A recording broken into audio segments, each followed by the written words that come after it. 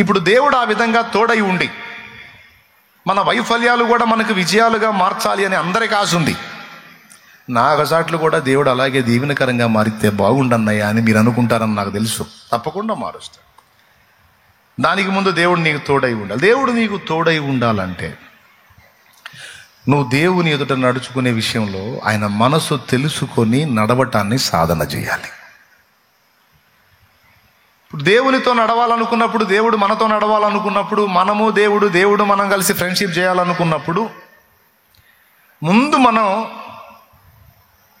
అసలు దేవుడితోనే కాదు ఎవరితోనైనా సరే మనం ఫ్రెండ్షిప్ చేయాలన్నా, పెళ్లి చేసుకొని కాపురం చేయాలన్నా, కలిసి బిజినెస్ చేయాలన్నా ఫస్ట్ తెలియాల్సింది ఏంటో తెలుసా? ఒకరి మనసు ఒకరికి తెలియాలి.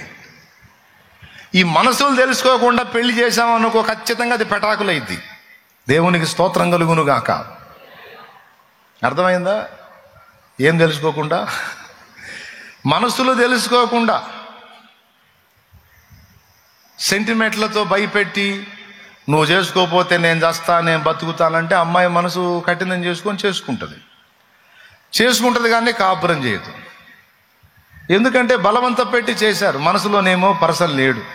ఇంకేం చేసేది? నా వల్ల కాదురా బాబు, నేను కాపురం చేయను అంటది. పొరపాటున ఏదన్నా లోపరుచుకుందామని చూసినా ఆ చెంబులు చేటలు తీసుకొని కొడతా ఉంటుంది. దేవునికి స్తోత్రం, హల్లెలూయా. ఏమండి, ఇక ఒక 2-3 ఏళ్ళు తనులు, దీనికి ఎన్నాళ్ళు తనులు తింటాడు? నాకు వద్దు మా ఈ భార్య, నాకు వద్దు నాన్న ఈ భార్య అంట. మనస్సులు తెలుసుకోకపోతే కాపురం సజావుగా సాగదు. చాలామంది కోర్టులకు ఎక్కి విడాకులు తీసుకోపోయేటప్పుడు జడ్జి గారు అడుగుతాడు, ఏమమ్మా ఎందుకు విడిపోవాలనుకుంటున్నావు అంటే ఆమె చెప్పింది, 5 ఏళ్ళైంది ఈ దరిద్రుడిని పెళ్లి చేసుకుని, ఇంతవరకు నాకు అర్థం కాలేదు జడ్జి గారు. ఏమయ్యా ఎందుకు నీ భార్య నుంచి విడిపోవాలనుకుంటున్నావు అంటే 7 ఏళ్ళైంది ఈ దరిద్రపు దాన్ని చేసుకొని, ఇంతవరకు దాని మైండ్ నాకు అర్థం కాల, దానికి ఏమి ఇష్టమో అర్థం కావట్లా, ఏది నచ్చదో అర్థం కావట్లా, ఆమె మనసేందో నాకు తెలియచావాలి. అందుకే కాపురం నరకప్రాయంగా మారింది సార్. పనికాడు ఉన్నప్పుడు, వ్యాపారం దగ్గర ఉన్నప్పుడు, ఉద్యోగంలో ఉన్నప్పుడు హాయిగా ఉంది, ఇంటికి వస్తే నరకం చూపిస్తుంది. ఎక్కువ శాతం నేను రోడ్ల మీదే తిరిగాను. ఇంక తిరగలేను సార్, నా వల్ల కాదు. హోటల్ ఫుడ్ తిని నాకు గ్యాస్ ట్రబుల్ కూడా వచ్చింది. అట్లా ఎవడి స్వభావాడు చెప్తాడు. ఎందుకంటే మనస్సులు తెలుసుకోకుండా బ్రతకటం అనేది ఒక నరకప్రాయం. ఆ కాపురాలు సాగవు, అనవసరం. ఇక ప్రియ బిడ్డ గుర్తుపెట్టుకో, ఎవరినైనా సరే, మనుషులనైనా దేవుడినైనా మన సహవాసంలో కలిగి ఉండాలంటే ముందు మనం ఫస్ట్ తెలుసుకోవాల్సింది మనస్సు. దేవుడు మనకు తోడై ఉండాలని అందరికీ ఆశ ఉంది. దేవుడు కూడా మనతో పాటు ఆశపడుతున్నాడు. మనతో ఉండాలని, ఆయనతో మనం నడవాలని, మనతో ఆయన నడవాలని, ఆయన మనం ఫ్రెండ్షిప్లో ఉండాలని దేవుడు కూడా మనసారా కోరుకుంటున్నాడు. ఇక్కడ విషయం ఏంటంటే, మన ఫ్రెండ్కు మనం ఏందో తెలుసు. మనం పుట్టక ముందే తెలుసు మన ఫ్రెండ్కి. స్తోత్రం. ఎవరు మన ఫ్రెండ్? మనం అసలు అమ్మ కడుపులో పడకముందే తెలుసు మన మెంటాలిటీ ఏందో. కాబట్టి నా మనసు ఇది, నా మనసు అదే నువ్వు చెప్పాల్సిన అవసరం, నీ మనసు ఎరిగే ఉన్నాడు. అయితే ఇప్పుడు వచ్చిన చిక్కు ఏంటంటే, ఆయన మనస్సు మనకు తెలియదు. అందుకే ఆయన మనస్సును మనకు తెలియజేసే అద్భుతమైన లేఖయే పరిశుద్ధ గ్రంథము. ఏం చేస్తే కోపం వచ్చిద్దో, ఏం చేస్తే సంతోషం కలిగిద్దో, ఏం చేస్తే దుఃఖపడతాడో, ఏం చేస్తే ఆనందపడతాడో, ఏం చేస్తే ఆశీర్వదిస్తాడో, ఏం చేస్తే శాపానికి అప్పగిస్తాడో, ఏం చేస్తే తంతాడో, ఏం చేస్తే ఎత్తుకుంటాడో, మొత్తం మనకు తెలియజేసేది ఈ 66 పుస్తకాల పరిశుద్ధ బైబిల్ గ్రంథము. దేవుని మనస్సును తెలిపే గ్రంథము. దేవునికి స్తోత్రం. ఏమండి, మనం ఏం చేస్తాం తెలుసా? ఈ గ్రంథాన్ని ఆదివారం రోజు ఓపెన్ చేసి మళ్ళీ ఇంటికి పోయి 6 రోజులు దాన్ని మూసిపెడతాం, దాచిపెడతాం.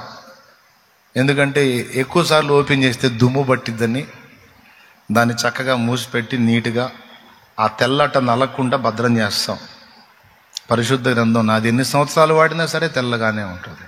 వాడి సత్తే కదూ, దేవునికి స్తోత్రం కలుగును గాక. నువ్వు చదివి సత్తే కదూ, అది నలిగిపోవటానికి నీట్గా తీసుకెళ్తా వాడబెడతావు. ఆదివారం రాగానే బైబిల్ కవర్ మీద దుమ్ము ఉఫ్ అని దులిపి తీసుకొస్తావు, మళ్ళీ కూటం అయిపోగానే పెడతాం. ఎక్కడ అల్మరాలో పెడతావు, బీరువాలో పెడతావు, మళ్ళీ దానికి ఒక పరిశుద్ధ స్థలం అటు పెట్టడం, దండం పెట్టడం. దేవుడు చెప్పింది ఏంటంటే, నా మనస్సును మూసి మనసుకు దండం పెట్టడం కాదు సోది మొహం. అదిగో ఆ పుస్తకం తెరిచినప్పుడు నా మనసు ఓపెన్ అవుతుంది, నా మనసులో ఉన్న సంగతులు నీకు తెలుస్తాయి. మీరు దావీదును గూర్చి విన్నారు, దేవుని చిత్తానుసారమైన మనస్సు గలవాడని. దేవుని చిత్తానుసారమైన మనసు దావీదుకి ఎలా వచ్చిందో తెలుసా? దావీదు యెహోవా ధర్మశాస్త్రమునందు ఆనందించుచు దీవారాత్రం దాన్ని ధ్యానించేవాడు. 119వ కీర్తనలో ఒక మాట అన్నాడు. చాలా మాటలు అన్నాడులే కానీ మనకు ఒక మాట అవసరం ఇప్పుడు. నీ ధర్మశాస్త్రమును బట్టి దినమునకు 7 మార్లు నేను నిన్ను స్తుతించుచున్నానన్నాడు. 119వ కీర్తన 164గా చూసుకో. 119వ కీర్తన 164. నీ న్యాయమును బట్టి దినమునకు 7 మార్లు నేను నిన్ను స్తుతించుచున్నాను. న్యాయము నీ ధర్మశాస్త్రం.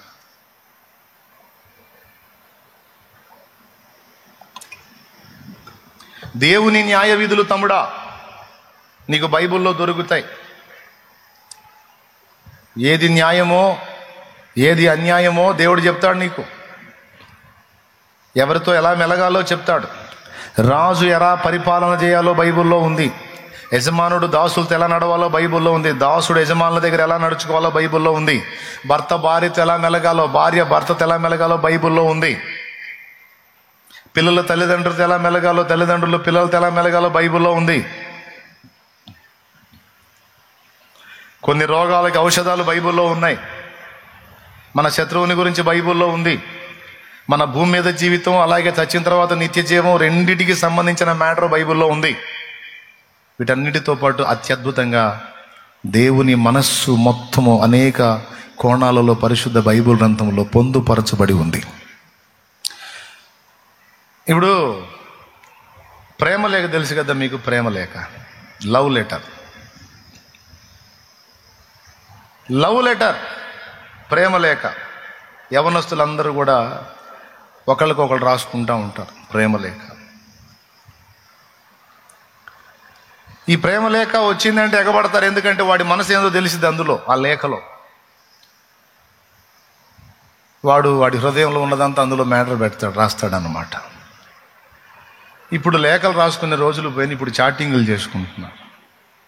అందరికీ సెల్ ఫోన్లు అందుబాటులోకి వచ్చినాయి కాబట్టి ప్రైవేట్ అకౌంట్లు పెట్టుకొని ముసుగులో ఎవరికి తెలియకుండా ఇన్స్టాగ్రామ్లో ప్రైవేట్ అకౌంట్లు ఉంటాయి, ఫేస్బుక్లో ప్రైవేట్ అకౌంట్లు ఉంటాయి. ఈరోజు పెద్ద పెద్ద ముసలాళ్ళని బురిడి కొట్టడం, తల్లిదండ్రులని బురిడి కొట్టడం పెద్ద సమస్య కాదు. తోటి యవనస్తులను కూడా బురిడి కొట్టించవచ్చు. ప్రైవేట్ అకౌంట్లు పెట్టుకొని స్పెషల్గా అందులో చాటింగ్లు చేసుకొని ఏమీ ఎరగని పరిశుద్ధుల్లాగా నడుచుకునేటువంటి పరిస్థితి ఉంది. అందుకే దేవుని మహాకృపను బట్టి ఆ దరిద్రం జోలికి నేను బోదలుచుకోలేదు, ఇంతవరకు పోలేదు, పోను కూడా. దేవునికి స్తోత్రం. నాకు ఫోన్ పే చేయటం కూడా తెలియదు. ఎందుకంటే తెలుసుకోదలుచుకోలేదు.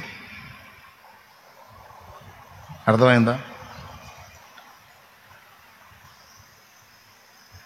గూగుల్ పే చేయటం కూడా తెలియదు. దాదాపు సెల్ ఫోన్లో ఉన్న అనేక విషయాలు నేను తెలుసుకోదలుచుకోలేదు. బ్రీఫ్గా కొన్ని విషయాలు మాత్రం తెలుసుకొని పక్కన పెట్టాను. నేను చూసి తెలుసుకుంది, సబ్జెక్ట్ తెలుసుకోదని పక్కన పెట్టేశాను. దానిలో ఎలాంటి సౌకర్యాలు ఉన్నాయి, బాగుపడటానికి ఎలాంటి సౌకర్యాలు ఉన్నాయి, సర్వనాశనం కావటానికి ఎలాంటి సౌకర్యాలు ఉన్నాయి అనేది తెలుసుకొని దాన్ని పక్కన పెట్టాను. అర్థమైందా? కొంతమంది నాశనం అయిపోవటానికి వాడుకుంటున్నారు. కూలుగా వాళ్ళే నాశనం చేసుకొని చివరికి నరకానికి పోయేటట్టు తయారవుతున్నారు. కొంతమంది అదే సెల్ ఫోన్ ఉపయోగించుకొని దైవికంగా దేవుణ్ణి కనెక్ట్ అయి బాగుపడుతున్నారు.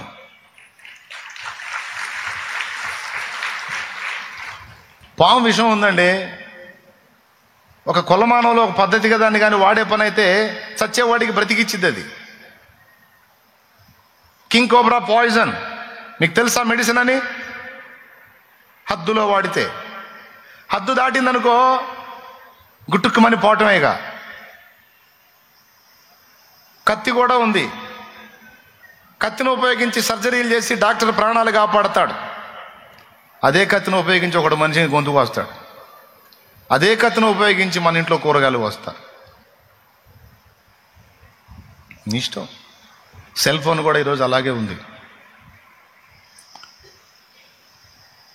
అందులో వాళ్ళ అభిప్రాయాలు, ఆలోచనలన్నీ పంచుకుంటూ ఉంటారు.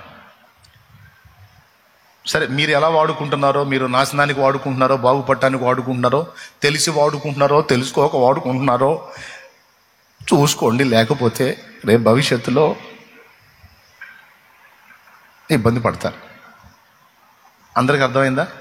ఎంతమందికి అర్థమైంది? సరే, ఇప్పుడు మనం లవ్ లెటర్ కాడికి వచ్చాం. చాటింగ్లో మ్యాటర్ పెడతారు. నిన్ను చూడక ఉండలేననే మాటలు విన్నావా, నీవు లేకపోతే బ్రతుకలేననే రాతలు చదివావా, నీవు లేకపోతే ఉండలేననే మాటలు విన్నావా, నీవు లేకపోతే బ్రతుకలేననే రాతలు చదివావా. ప్రేమంటేనే తెలియని మనుషుల గారడి చెల్లెమ్మ, ప్రేమ పేరుతో మోసపోతే అది ఆరడి బ్రతుకమ్మ. ప్రేమంటేనే తెలియని మనుషుల గారడి చెల్లెమ్మ, ప్రేమ పేరుతో మోసపోతే అది ఆరడి బ్రతుకమ్మ. గుండెలో గుచ్చి మంటలో కాల్చే మాయే ప్రేమమ్మ. యవ్వన కాలపు కామపు చేష్టలు ప్రేమను కోకమ్మా.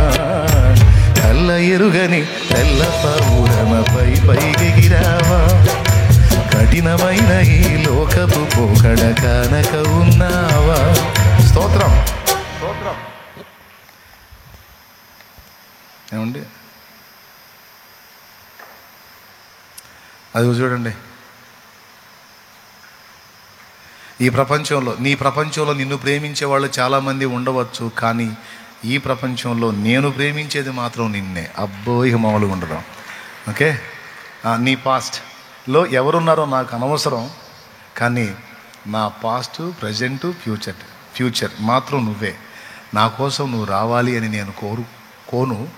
నన్ను కావాలనుకొని నువ్వు వస్తే నిన్ను వదులుకోను. అరే అరే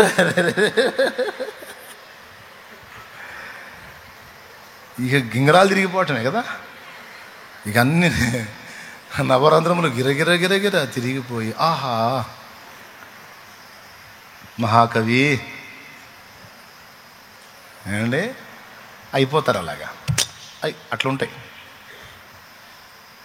ఇప్పుడు ఆ మాటలు విన్నప్పుడు వాని మనసు అసలు ఈమె విషయంలో ఎలా ఉందో, లేదా వాని విషయంలో ఆమె మనసు ఎలా ఉందో తెలుసుకునేది ఈ లేఖ.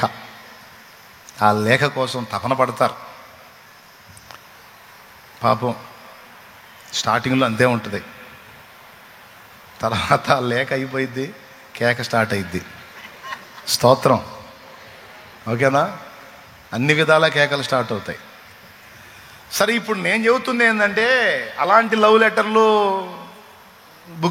బుక్ అయిపోయి జీవితాలు సర్వనాశనం అయిపోయి ఆత్మహత్యలు చేసుకొని వచ్చిన వాళ్ళు చాలామంది ఉన్నారులే. అట్లాంటి మాయ మాటలు నమ్మి కొంతమంది ఆడవాళ్ళు బుక్ అయ్యారు, కొంతమంది మగవాళ్ళు బుక్ అయ్యారు. కొంతమంది ఆడవాళ్ళ చేతుల్లో మగవాళ్ళు తెచ్చారు, కొంతమంది మగవాళ్ళ చేతుల్లో ఆడవాళ్ళు తెచ్చారు. అది దాదాపు ఈక్వల్గా నడుస్తుంది పబ్లిక్ చూస్తే. ఓకే, ఈ లేఖలన్నీ అంతా ఏంటంటే ఇందాక అన్న పాడినట్టు యవ్వన కాలపు కామపు చేష్టలు. ఒక ఏజ్ వచ్చేటప్పుడు కొన్ని విధములైన హార్మోన్స్ మన బాడీలో రిలీజ్ అవుతాయి. వాటి ప్రభావం వల్ల కొన్ని రకాల పైత్యరసాలు మనలో మేలుకుంటాయి.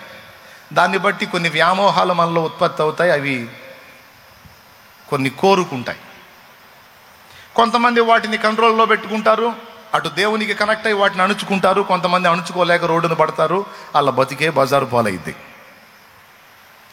కంట్రోల్లో పెట్టుకున్న వాళ్ళు కుటుంబానికి, సమాజానికి మాదిరిగా దీవెనగా ఉంటారు. వాళ్ళ బతుకులు ఆశీర్వాదకరంగా ఉంటాయి. అయితే ఇప్పుడు నేను ఆ లవ్వుల సంగతి చెప్పట్లా. అవన్నీ లవ్వులు కాదు, చెవులో పువ్వులు. ఎందుకంటే ఇక్కడ నీతిమంతుడు లేడు, ఒక్కడు లేడు. ఏ భేదము లేదు, అందరూ పాపం చేసి. కాబట్టి నీకు ఒట్లు పెట్టేవాడు కూడా నీతిమంతుడు కాదు, నీకు మాట ఇచ్చేది కూడా నీతిమంతురాలు కాదు. ఎందుకంటే వాళ్ళు నిజంగా నీతిమంతులైతే బైబిల్ అబద్ధం అయిపోయింది. కాబట్టి పిచ్చోడా బుక్ అవ్వకరా, పిచ్చిదానా బుక్ అవ్వకో, బలైపోతావు. ఇప్పుడు నేను చెప్పినా నీకు ఎక్కదో. ఆయన అంతే అంటాడులే, ఆ అబ్బాయి గురించి ఆయనకి ఏం తెలుసు, నీ పళ్ళు రాలినప్పుడు తెలిసిద్ది నీకు. ఆయన అంతే చెబుతాడులే, ఆ అమ్మాయి నేనంటే ప్రాణం, ఒరే నీ ప్రాణం తీసిద్ది. ఎందుకు వచ్చినా కూడా వద్దురా బాబు, వద్దు, వదిలే, దేవునికి కనెక్ట్ అవు. ఒక రోడ్ వచ్చాడు నాకు తెలిసినోడు, ఒక అమ్మాయిని ఇష్టపడి ఆ అమ్మాయిని తనకు దేవుడు ఇవ్వాలని ప్రార్థన చేసుకుందామని వచ్చాడు. చివరికి యేసయ్య ప్రేమ తెలుసుకున్నాడు, అమ్మాయిని వదిలేశాడు, యేసయ్యని పట్టుకున్నాడు. వాడు లవ్ సక్సెస్ కావాలని వచ్చాడు చర్చికి. యేసు ప్రభు దగ్గరికి పోతే ప్రార్థన చేస్తే జవాబు వచ్చిద్దిరా అని ఎవడో చెప్పాడు. వాడెవడో ఊరు. ఎందుకంటే యేసయ్య ప్రేమ అన్ని ప్రేమల కంటే బలమైంది. అది సరిగ్గా ఒకడిని కనెక్ట్ చేసిందంటే వాడు ఇక దేన్నైనా వదిలిపెట్టగలుగుతాడు. అది తెలిసిన వాడి, నువ్వు యేసయ్య దగ్గరికి పోరా, నీ ప్రేమ సక్సెస్ అయింది. వాడు వచ్చాడు ప్రార్థన చేసుకోవడానికి, చిన్నగా వాక్యం చదవటం మొదలు పెట్టాడు. అందులో యేసయ్య తనని ఎంత ప్రేమించాడో అర్థమైపోయింది. ఇక ఆమె ప్రేమను వదిలిపెట్టాడు, యేసయ్య ప్రేమ కనెక్ట్ అయిపోయాడు, దేవుని కొరకు నిలబడిపోయాడు.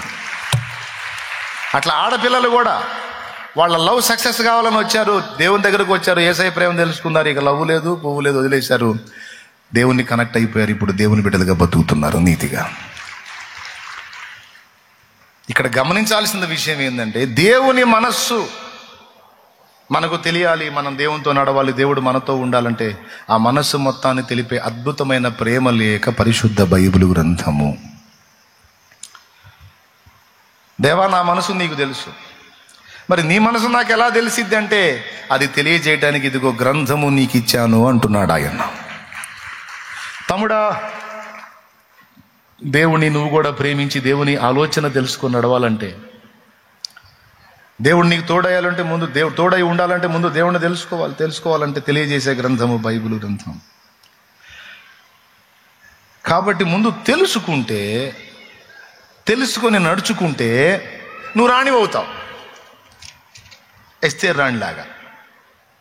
చాలామంది ఆడపిల్లలు పోయారు, తెలుసుకోకుండా పోయారు. అందుకే రాజకుమార్తెలైనా సరే ఫెయిల్ అయిపోయారు. కానీ సామాన్యుడికి బిడ్డ అయినా సరే తెలుసుకొని నడుచుకుంది గనక గెలుచుకుంది. కాబట్టి తెలుసుకోవటం అనేది ఎంత కీలకమో చూడండి. ఏమయ్యా, దేవునితో నడవాలంటే దేవుని మనసు, అది దావీదు తెలుసుకున్నాడు గనుక దేవుని చిత్తానుసారమైన మనస్సు కలిగిన వాడిని దావీదు సాక్ష్యం పొందాడు. తన బ్రతుకాలమంతా కూడా దావీదుకు దేవుడు తోడై ఉన్నాడు. తర్వాత ఇశ్రాయేలు మీద దావీదు సింహాసనాన్ని దేవుడు స్థిరపరిచాడు. యేసయ్య కూడా విశ్వానికే నిర్మాణకుడై ఉండి సృష్టికర్త అయి ఉండి ఆయన ఒక అల్పుడైన దావీదుకి కుమారుడు అనిపించుకోవడానికి ఇష్టపడ్డాడంటే దావీదుని ఎంత లైక్ చేశాడో చూడండి దేవుడు. అంతగా దేవుడు దావీదుకి ఎందుకు కనెక్ట్ అయ్యాడు, దావీదు దేవునికి ఎందుకు కనెక్ట్ అయ్యాడంటే మనసు తెలుసుకున్నాడు, దేవుని మనసు తెలుసుకున్నాడు. అందుకే ఎక్కడ ఏ అడుగు వేసినా సరే దేవుని మనస్సును తెలుసుకుని అడిగేశాడు. ఆఖరికి తప్పు చేసినప్పుడు కూడా దేవుని మనసు తెలిసిన వాడు గనక దేవుని పాదాల దగ్గరికి వెళ్ళి దేవుని పాదాలు పట్టుకొని, పాపములో పుట్టాను, పాపంలోని నా తల్లి నన్ను గర్భం ధరించింది, నేను పాపిని, దేవా నువ్వు తీర్పు తీర్చేటప్పుడు నిర్మలుడు నాయన, నీ తీర్పులు సత్యములు న్యాయములు, నేను శిక్షకు పాత్రుణ్ణి, దేవా నన్ను మన్నించమని వేడుకున్నాడు. శాప భయమున నేర్చుచు దావీదు తన పాప రూపము చూచుచు, శాప భయమున నేర్చుచు దావీదు తన పాప రూపము చూచుచు, తాపముతో పశ్చాత్తాపముతో ప్రభుని, తాపముతో పశ్చాత్తాపముతో ప్రభుని ప్రాపు గోరగని క్షమాపణను దీన కరుణా పీఠము చేరరే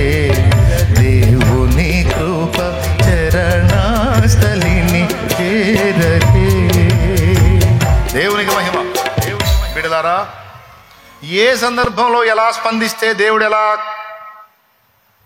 స్పందిస్తాడో అది ఎరిగి అది నడుచుకున్నందున యోసేపైనా, దావీదైనా, యాకోబైనా, అబ్రహామైనా, నోవా అయినా, పౌలైనా, పేతురైనా, యోహానైనా, యాకోబైనా, దానియేలైనా ధన్యజీవులయ్యారు. ఎస్తేరమ్మైన, రూతమ్మైన, చరిత్రకెక్కిన అకుల ప్రిస్కిల్లాలైనా ముందు తెలుసుకున్నారు, తర్వాత నడుచుకున్నారు. అందుకే సఫలీకృతులై ధన్య చరితులై చరిత్ర పుటల్లో నిలిచారు. ఈరోజు మీకు చెప్తున్న దేవుని వాక్యం ఏంటంటే, అసలు ముందు నన్ను తెలుసుకోండర్రా మీరు అంటున్నాడు దేవుడు. కాస్త మనసు పెట్టి నా మనసు తెలుసుకోండి, అప్పుడు నా ఎదుట మీరు ఎలా నడుచుకోవాలో మీకు అర్థమైద్ది. అలా మీరు నడుచుకునేడలా నేను మిమ్మల్ని విడువక ఎడబాయక నిత్యము తోడై ఉండి నడిపిస్తాను, మీ అపజయములను కూడా మీకు జయములుగా మారుస్తానని దేవుడు మాట్లాడు. తప్పా రైటా? పెద్ద అయినా తెలుసుకోవాలా లేదా? మరి నువ్వు బైబిల్ మూసేసి ఆదివారం ఉఫ్ ఉఫ్ అని చూస్తే ఏం తెలిసిద్దయా నీకు? సరే వదిలేసే. కనీసం సెల్ ఫోన్లో నాకు చదువు రాదని వంక పెడతావు నాకు తెలుసు, దానికి కూడా ఇరుగుడు ఉంది. ఇప్పుడు చదువు రాకపోతే సెల్ ఫోన్లో నా బోటోడో కూడా చదివింది ఉంది, నువ్వు అది ఆన్ చేసుకొని పెట్టుకో. పిచ్చి పిచ్చి సోదంతా వినకపోతే, చెత్త అంతా చూడకపోతే చక్కగా బైబిల్ ఆన్ చేసుకొని పెట్టుకో, ఆన్ చేసుకొని పని చేసుకుంటా ఉండు. చదువుకున్నోడు కళ్ళు లాగేటట్టు 4 అధ్యాయాలు చదివేటప్పటికి వాడి పని అయిపోయిద్ది. వినేవాడు 20 అధ్యాయాలు విన్నా వానికి విసుకుంటుంది. ఇంకా చెప్పాలంటే చదువుకున్నోడు చదివిన దానికన్నా చదువు లేనోడు ఎక్కువసార్లు వినొచ్చు బైబిలు. ఈ అవకాశం ఉన్నా కూడా షో చేస్తే నాకు సంబంధం లేదు, కదిలితే ఒక మాట అడ్డం పెడతారు, అయ్యో నాకు చదువు రాదులేయ్యా అంటారు. మరి సెల్ ఫోన్ తెగ ఆపరేట్ చేస్తున్నావుగా, కాబట్టి ముచ్చట్లు చెప్పొద్దు. సెల్ ఫోన్ తీసుకొని అందులో చూసుకో, లేకపోతే యాప్ ఉంటే డౌన్లోడ్ చేసుకో. ఆ స్టాల్లో నీకు అది ఆ యాప్ ఆడియో నీకు వాళ్ళు ఎక్కించిస్తారు చక్కగా. మెమరీ కార్డులో ఉంది కదా, మన పాటలు ఉన్నాయి, వాక్యాలు ఉన్నాయి, బైబిల్ కూడా ఉంది. చెత్త చెత్త అనకపోతే అది విన్నాయా? తెలుసుకోయ్యా దేవుని మనసు. దేవుని మనసు తెలుసుకొని దేవుని కనెక్ట్ అవ్వయ్యా. అప్పుడు నువ్వు అక్షర జ్ఞానం లేకపోయినా అనేక మందికి దీవెన అవుతావయ్యా. నువ్వు బాగుపడతావు, 10 మందిని బాగు చేస్తావయ్యా. అమ్మా నువ్వు బాగుపడతావు, 10 మందిని బాగు చేస్తావురా గ్రంథం చదివితే. దావీదు ఎంతమందికి దీవెనయ్యాడు, ఎస్తేరు ఎంతమందికి దీవెనైంది, యోసేపు ఎంతమందికి దీవెనయ్యాడు. దేవుని మనసు తెలుసుకొని నడుచుకున్న వాళ్ళందరూ కూడా లక్షలాది మందికి దీవెనకరంగా, కోట్లాది మందికి దీవెనకరంగా మారిన వ్యక్తులే. నేనెవ్వరో తెలిపి నాదు జీవితమే మార్చి స్వర్గధామానికి నాకు సరైన మార్గం చూపగలవు. వేద పుస్తకమా, వేద పుస్తకమా, వేద పుస్తకమా, వేలలేని నిధి. వేద పుస్తకమా, వేద పుస్తకమా, వేద పుస్తకమా, వేలలేని. దేవునికి స్తోత్రం. సింపుల్ మెసేజ్ అండి. తెలుసుకోండి, నడుచుకోండి, గెలుచుకోండి. అయిపోయిందండి.